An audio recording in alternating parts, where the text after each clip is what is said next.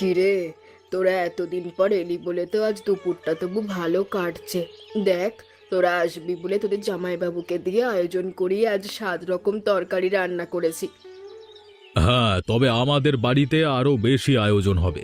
এমনিতে আমরা সাধারণ দিনেও 5 তরকারি ছাড়া ভাত খাই না।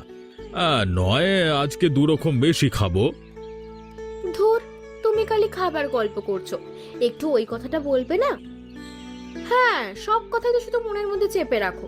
এমন অনুষ্ঠানের দিনেই তো এইসব কথা বলার উপযুক্ত সময়। কি এমন কথা? কথা হচ্ছে যে দিদি, তোর তো ছেলে পুলে নেই, বয়স হয়েছে। এখন যদি এত বড় জমি বাড়ির একটা ব্যবস্থা না করে দিস, তাহলে তো ভবিষ্যতে 5 ভূতে লুটে পুটে নেবে। হ্যাঁ বাবা, আমাদের গ্রামের ঘরের যা লোকজনের ব্যবহার। আমি বিয়ে করিনি বলে আবার আমাকে বঞ্চিত করো না যেন। সম্পত্তি আর কি, চাষের জমিটুকু সেটুকুর আয়েই তো জীবন চলছে।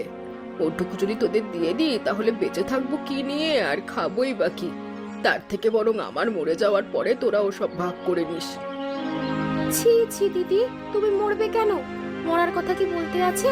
তোমার ঘরে বসে এমন শুক্তো, ভাত, ডাল, মাছের তরকারি, ডালনা, পায়েস, মিষ্টি, শাক ভাজা দিয়ে ভাত খাচ্ছি, আর তোমার মৃত্যু কামনা করব? এমন কি স্বার্থপর নাকি আমরা? তাহলে আজই আনন্দের দিনে টাকা পয়সার কথা কি না তুললেই নয়? যাই হোক, এসেছিস যখন সবাই তখন 2 দিন থেকে যাবি। এই সব কথা আমরা পরে আলোচনা করব। দিদি ভালো ভালো খাবার খাওয়ালো আর তুমি সব ভুলে গেলে। হ্যাঁ, তুমি আবার রাতের বেলা শুরু করলে? শুরু করবো না তো কি করব? কবে থেকে বলছি মেজো বউয়ের মতো কলকাতা থেকে একটা কাঞ্জিবরম শাড়ি কিনে দাও, তোমার তো তার মুরোদই নেই। এখন কি আমি তোমার জন্য এই রাতের বেলায় শাড়ি কিনতে যাব নাকি বলো তো? তার ব্যবস্থাটা তো করতে পারো। কি ব্যবস্থা করব আমাকে বলতে পারো? কেন, দিদির 7 তরকারি খেয়ে তোমার মাথা কি ঘুরে গেছে নাকি? হিসেব চেয়েছো? বাবার মৃত্যুর পর বাবা যে জমিগুলোকে দিয়ে গিয়েছিল সেগুলো কি হলো? জামাইবাবু কি বেঁচে খেয়ে নিয়েছে নাকি? সব নিশ্চয়ই আছে। সব আছে যখন তোমরা ওরকম কাঁদুনি গাইছে কেন? দুপুরবেলা খাওয়ার সময় এমন করে বললো যে ধান জমিটা ছাড়ার কিচ্ছু নেই, ওটুকু ভাগ হয়ে গেলে এনো না খেতে পেয়ে মরে যাবে তোমার দিদি জামাইবাবু। কেন, মায়েরা তো গয়না কোথায় গেল বিয়ের সময় যে দিয়েছিল? আছে আছে, সব তোলা আছে, না দেওয়ার জন্য ওরকম বলছে। মুখে তুমি যতই ভালো ভাবো, আমি তখন দেখেছি জয়ার চোখ ছিল ওই কাচের আলমারিটার দিকে, ওর ভিতরেই নিশ্চয়ই লুকোনো আছে সব মালপত্র। যত যাই হোক, দিদির বাড়ি এসে তো আর চুরি করতে পারি না। আহা গো, আমার নাটক করতে এলো। তুমি যদি এরকম হাতে চুরি পরে বসে থাকো তাহলে তোমার ভাই আর ভাইয়ের বউ চুরি করে নিয়ে যাবে। এখন পুরুষ মানুষ হয়েছে, ভেবে দেখো তুমি নেবে না ভাইকে দেবে? যত সব অনামুখ। আরে এসো এসো রঘুনাথ, এসো জয়া। এখন চাষের সময় বলে তোমাদের সাথে দুদণ্ড কথা বলতেও পারছি না। তা দিদির বাড়ি ভালো কাটছে তো? আতিথেয়তার কোনো কমতি নাই তো? এই দেখো, তোমাদের জন্য মাছ ধরছি আজকে। পুকুরের টাটকা মাছ খাবে দুপুর বেলায়।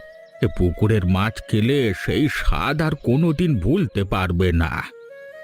সবই তো হলো জামাইবাবু, কিন্তু আসল কাজের কাজ তো হলো না। কি কাজের কাজ বলছো বলো তো? উফ, আমি সব বলবো নাকি? তুমিও তো কিছু বলবে। বলছিলাম, ওই পুকুরটা তো মানে শরিকি পুকুর, হ্যাঁ, এতে আমাদেরও ভাগ আছে। তা তোমাদের ভবিষ্যৎ ভোগ করবার তো কেউ নেই, সব সম্পত্তি তো সেই আমাদের মধ্যেই ভাগ করে দিতে হবে। এখন থেকে আশা করি কিছু বন্টন করা শুরু করবে। আর তাহলে পুকুরটা কিন্তু আমরাই নেব। বড় পছন্দ হয়েছে এই পুকুরটা। হ্যাঁ, তখন কি আর নিজেরা মাছ চাষ করতে পারবো? লোককে জমায় দিয়ে মাছ ব্যবসা করব। আরে ভাইয়া, এরকম ভাবছো কেন? আমার তোমার বলে কিছু আছে নাকি? সব তো আমাদেরই। কিছু মনে করবেন না জামাইবাবু, কিন্তু ব্যাপারটা যদি শুধু আমাদের আর আপনাদের মধ্যেই হতো তাহলে কোনো সমস্যা ছিল না। এদিকে এতগুলো মাথা, সবাই একেবারে ওঁত পেতে বসে আছে। চিল শকুনের তোর অভাব নেই চারিদিকে। সেই জন্যই বলছি, তাহলে রোজ রোজ তো আর আসার সময় হয় না এই গ্রামে। এবারই সব লেখাপড়ার ব্যবস্থা করে নেব। ভাই, তোমাদেরকে ডেকেছিলাম আনন্দে কয়েকটা দিন কাটাবো বলে, কিন্তু তোমরা তো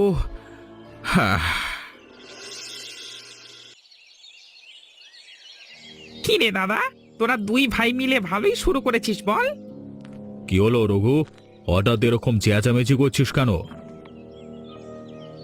চুপ থাকি বলে কি আর ভাবিস আমি কিছু জানি না, কিছু বুঝি না?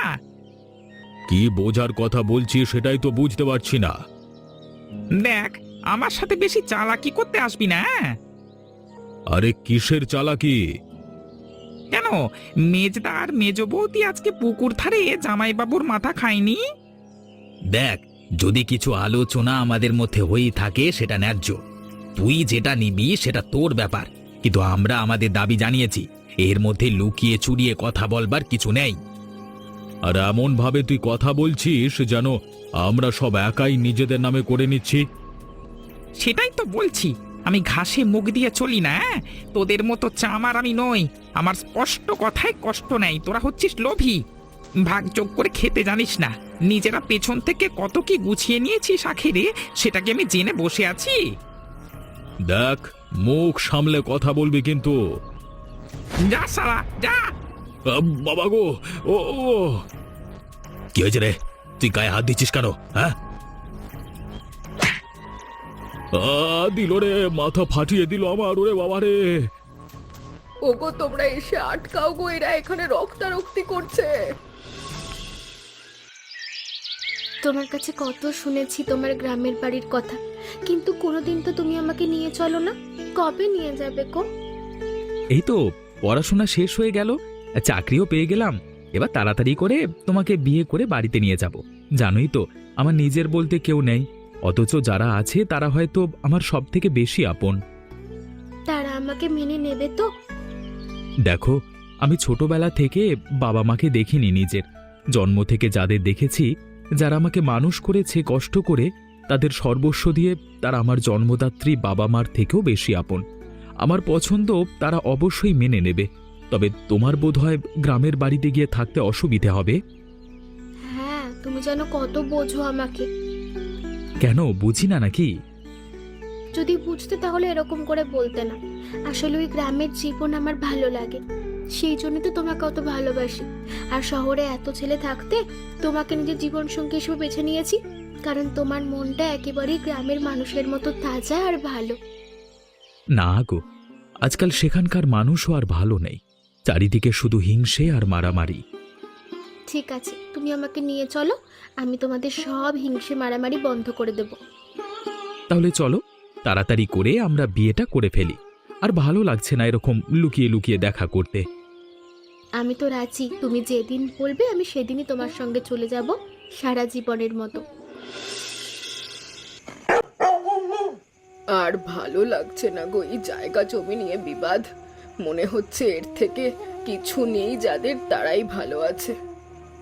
আজকে যে ওরকম একটা সামান্য বিষয় নিয়ে রক্তারক্তি কাণ্ড করবে, সেটা কি করে জানবো বলো তো? আমি তো শখ করে ওদের জন্য মাছ ধরছিলাম। মানুষের মনের লোভ একবার ঢুকে গেলে তারা পরিবার পরিজন আত্মীয় বন্ধু কিচ্ছু মানে না। কিন্তু রঘুনাথ বরাবরই মাথা গরম, রগচটা ছেলে। যতই যাই হোক, আমি তো ওদের বড় দিদি।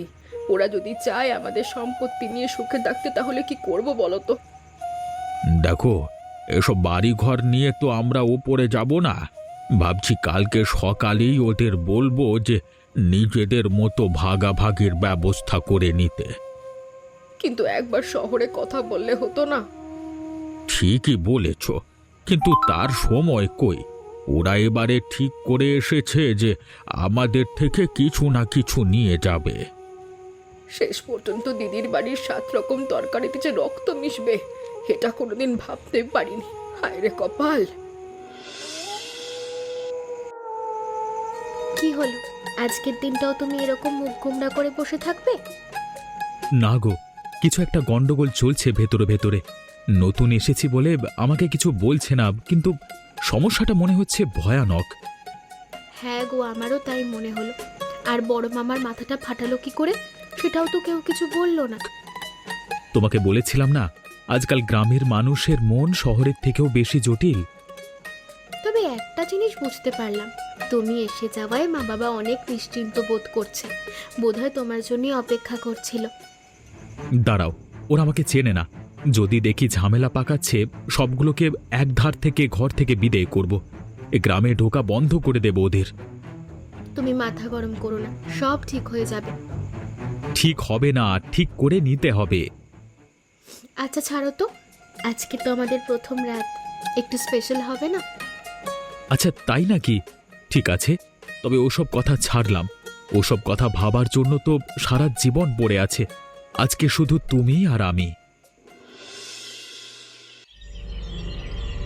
দেখো দেখো, পুকুর ধারে বেড়াতে এসেছে শহরের পটের বেবি। এই তো সুযোগ, একদম ছাড়া যাবে না। হ্যাঁ হ্যাঁ, চলো চলো। আরে এই মেয়ে, আরে ওই রূপসী, এদিকে একটু শুনে যাও। হ্যাঁ, একদম যে আমাদের পাত্তাই দিচ্ছ না। হ্যাঁ বলো মামি। বলছি, যতদূর জানি তোমাদের শহরে তো শিক্ষা দীক্ষা লজ্জা শরম আচার ব্যবহার কিছুই নেই, তবে টাকা আছে। গ্রামে কিসের লোভে বিয়ে করে এলে শুনি? এখানে তো আর দিন দুপুরে বিলেল্লাপনা করে বেড়াতে পারবে না। হ্যাঁ দিদি, যা বলেছো। ম্যাগো ম্যা, লজ্জা লজ্জা। যেমন ছেলে তার তেমনই বউ হয়েছে। ছেলেটা নয় বুদ্ধিমান, জন্মের পর থেকে এই বাড়ি ধন সম্পত্তি খাচ্ছে, বিয়ের পর শ্বশুরেরটাও খাবে। কিন্তু তুমি কি লাভ পেলে গো মেয়ে? কিছু মনে করো না, একটা কথা বলি। শহরের শিক্ষা দীক্ষা আছে কি নেই সেটা জানতে তো শহরে যেতে হয়। তোমরা কোনো শহরে গেছো? আমার তো মনে হয় না। আর সম্পত্তির লোভের কথা বলছো, এখানে আসা থেকে যতদূর মনে হচ্ছে তোমরাও তো সেই লোভেই এখানে এসে পড়ে আছো। তোমাদের দেখেও তো খুব একটা উঁচু দরের মনে হয় না। কি বললে মেয়ে, তোমার এত বড় সাহস?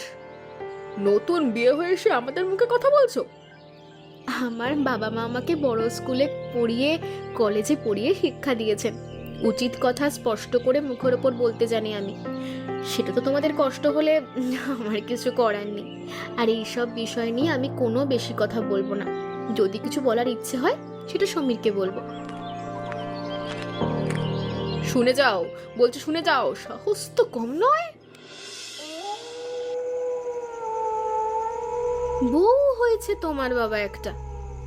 কেন, কি আবার খারাপ খুঁজে পেলে তার মধ্যে? নতুন বউ, পালিত ছেলে ঘরে আসার পর থেকে বুঝতে পারছি দিদি তোমার মাটিতে যেন পা পড়ছে না।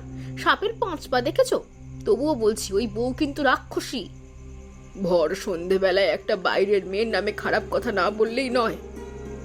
আমরা দুপুরে একটু ভালো মন্দ জিজ্ঞাসা করলাম, যতই যাই হোক আমরা তো গুরুজন। আমাদের কি না কি বলে অপমান করলো, বলে কিনা আমরা অশিক্ষিত মূর্খ লোভী। আমি তো সত্যি কথাই বলেছি। আমার ঘরে যদি ওরকম মেয়ে বিয়ে করে আসতো না, একেবারে চুলার কাঠ বার করে মুখে গুজে দিতাম। অন্যের মুখে জ্বলন্ত কাঠ গোঁজবার আগে নিজেদের মুখটা বরং ওই চুলোর ভেতর একটু ঢুকিয়ে দাও। এমনিতেও তো মুখগুলো পুড়িয়েই ফেলেছ পরের নিন্দা করে, আর পরের সম্পত্তির উপর লোভ করে, তাতে আরো মানাবে ভালো। থাক না বাবা, ওরা তো আমাদের বাড়ির অতিথি। এরকম অতিথি বাড়িতে থাকবার থেকে না থাকা ভালো। আমি এতদিন ছিলাম না, আমি শুধু আন্দাজ করছি যে তোমরা এখানে এসে কি অত্যাচার করেছো।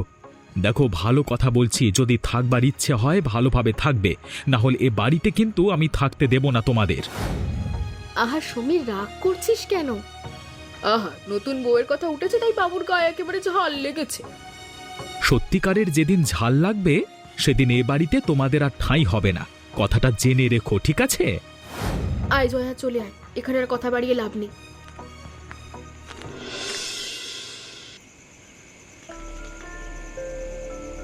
পরিস্থিতি যতটা সহজ ভেবেছিলাম, ওই ছোড়াটা এসে সব গন্ডগোল করে দিল। এবারে এখানের পাত্তারি গুটিয়ে যাবার সময় এসে গেছে। থেকে যখন গেছি, কিছু না কিছু নিয়েই তো এই বাড়ি থেকে যাব। তাহলে কি করবার আছে এখন? সম্পত্তির কাগজগুলো একবার হাত করতে পারলেই খেলা শেষ। তখন এই শিক্ষিত ছেলে আর ওর বউয়ের আর কত ক্ষমতা আমিও দেখব। যা করবার কিন্তু তাড়াতাড়ি করতে হবে। আজকে সন্ধেয় তোমাদের যেভাবে কথা শুনিয়েছে, কোনোদিন বলবে বাড়ি থেকে বেরিয়ে যেতে। তুমি চিন্তা করো না, আজকের রাতটা যে করে হোক কাটতে দাও। কালকের দিনটা এমন ভাবে সবার সঙ্গে ভালো ব্যবহার করে কাটাবো যে কেউ সন্দেহই করবে না। তারপর সুযোগ বুঝে মেরে দেবো। এখানে এসে লাভের লাভ কিছুই তো হলো না, উল্টে ভাইয়ের হাতে মার খেয়ে মাথাটা ফাটলো। বুঝতে পেরেছি তো, তুমি তো বড্ড বলেছিলে বাড়ির মালিক হবে। কোথা থেকে ছেলেটা চড়ে বসলো আর মুখ থেকে কথা বেরোনো বন্ধ হয়ে গেল আমাদের যত সব। আজ আজ নতুন বউকে দুটো কথা শুনিয়েছি বলে একদম যা নয় তাই করে অপমান করলো। দেখো, একটা জিনিস আমি পরিষ্কার বুঝে গেছি, এই লড়াইয়ে কেউ আমাদের পাশে দাঁড়াবে না। নিজেদেরটা নিজেদের বুঝে নিতে হবে।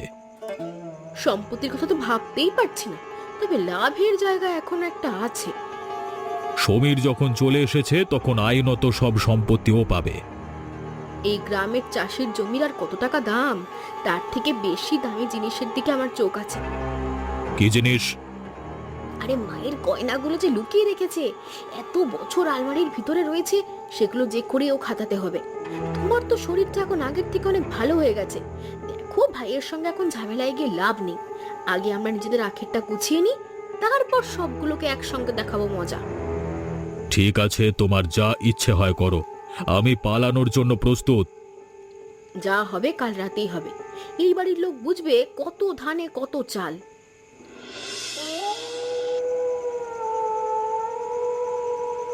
শালা, এখানেই রাখা রয়েছে জমির কাগজ আর গয়নাগুলো। সবার চোখ আছে এদিকেই, তবে কেউ কিছু করবার আগে আজকে আমি নিয়ে পালাবো সব। দাদার মাথা ফাটিয়েছি, এবার এদের ভিখিরি বানাবো। হ্যাঁ, সালা, তাই তো ভাবছি, বিড়াল আবার দুধ খাবে না? আমরা ডালে ডালে চলছি আর তুই পাতায় পাতায়। কি ভেবেছিলিস আমরা দুধ খাওয়ার আগে তুই বাটি খালি করে রেখে যাবি? দেখো, বেশি ঝগড়া করো না এখন। যা হবার হয়েছে, সবাই জেগে যাবে। চলো, দুই ভাইয়ের ভাগ করে নাও আর পালাই চলো আমরা তিনজন এখান থেকে। ওরে চোরের দল, তিনজনে মিলেমিশে সব সম্পত্তি তো উড়িয়ে দিলি তোরা। আমার মাথা ফাটিয়ে এখন তলে তলে চুরি করে পালাচ্ছিস? আর তোরা কি মুখ দেখতে এসেছিস এত রাতে? কে? চোর? ওরে বাবা রে, তোরা এত রাতে? ওগো দেখো, ওরা ওখানে কি করছে।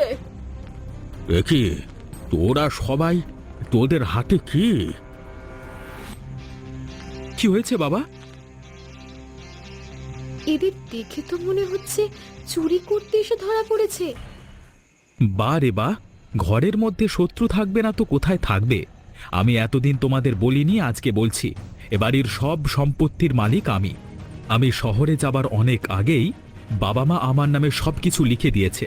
তাই এই বাড়ির মালিক হিসেবে আমি তোমাদের আদেশ করছি, এই মুহূর্তে তোমরা এ বাড়ি থেকে চলে যাও। আর যদি নাও যাও, তাহলে চুরির দায়ে আমি শহর থেকে এক্ষুনি পুলিশ এনে সবাইকে ধরিয়ে দেবো। হ্যাঁ, অতিথি আদর অনেক হয়েছে, এবার আমিও চাই তোরা বিদেয় হ। দূর হয়ে যাও বলছি, এরকম অতিথি যেন কারোর ঘরে না জোটে। কত স্বাদ করে ভালোবেসে ডেকেছিলাম তোদের বাড়িতে নেমন্তন্ন খেতে, শেষ পর্যন্ত তোরা চুরি করলি। এক্ষুনি যাবে না আমি ডান্ডা দিয়ে মারতে মারতে তাড়া করবো? যাচ্ছি যাচ্ছি যাচ্ছি। যাচ্ছি তো। যাচ্ছি বলছি তো। আজকাল আর কাউকে ভরসা করার উপায় রইল না। আর হ্যাঁ, তোমরাও কিন্তু একটু দেখে শুনে ভরসা করো মানুষকে। আর গল্পটা কেমন লাগলো জানিও।